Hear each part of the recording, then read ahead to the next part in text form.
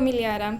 I'm a first-year PhD student at the University of Manchester. I'm doing my project in the School of Computer Science. It's a computer science project with an application area in the NHS.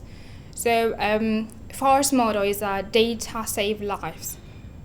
We strongly believe that. However, we think that data can save lives when they're being shared with the right people that can transform data into information and then knowledge. Information sharing in the NHS is one of the vital elements of what makes NHS successful. So, however, information sharing is costly and very challenging. Why? Data tend to lose their meaning if we send them to a context other than the one that they were originally designed for.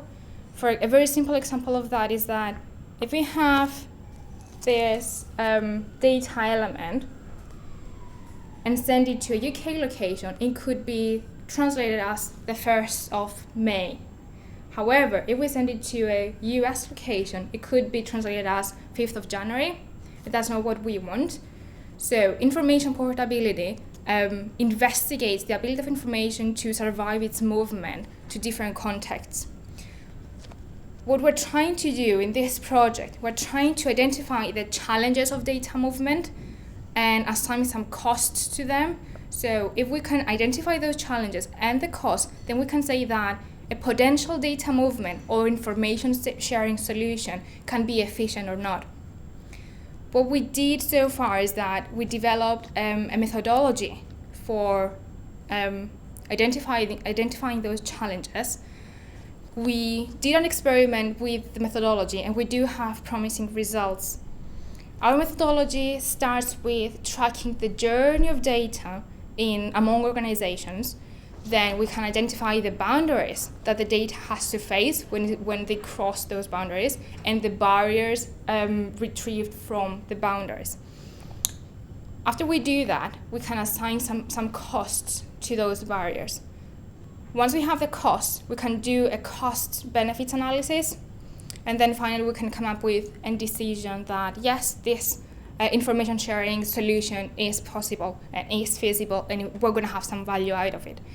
So we did an experiment with a foundation trust here in UK. We talked with people in the radiology department of that hospital, and they described as the process of a GP requesting an X-ray test results back to the GP. So we do have the journey of the request of the X-ray being taken, and then the findings of that X-ray being sent back to the GP. We asked them to describe as the before process, which is when everything was on paper and they were sent manually through couriers and everything. And then they described as the after process. So we applied our methodology for the before process. We identified the boundaries, the barriers, the costs of the before process, and then we did the data journey with the after process. We analyzed the results, so we compared the before costs with the after process, and we found out that costs that were identified in the before, they were eliminated to the after.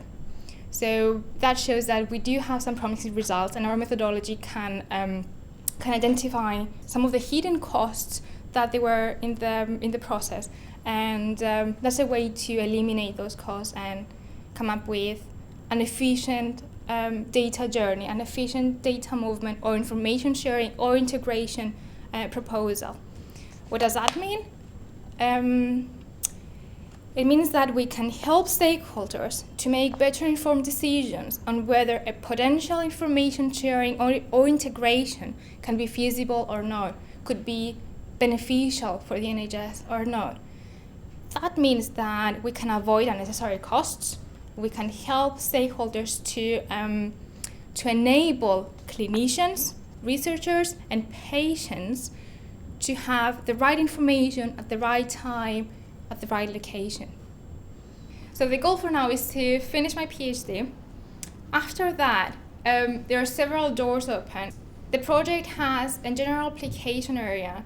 It's not just in the NHS, so it could be every business, every organization that has data islands and the need for information sharing or integration.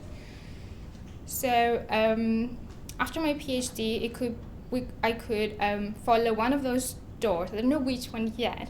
So, yeah, good luck.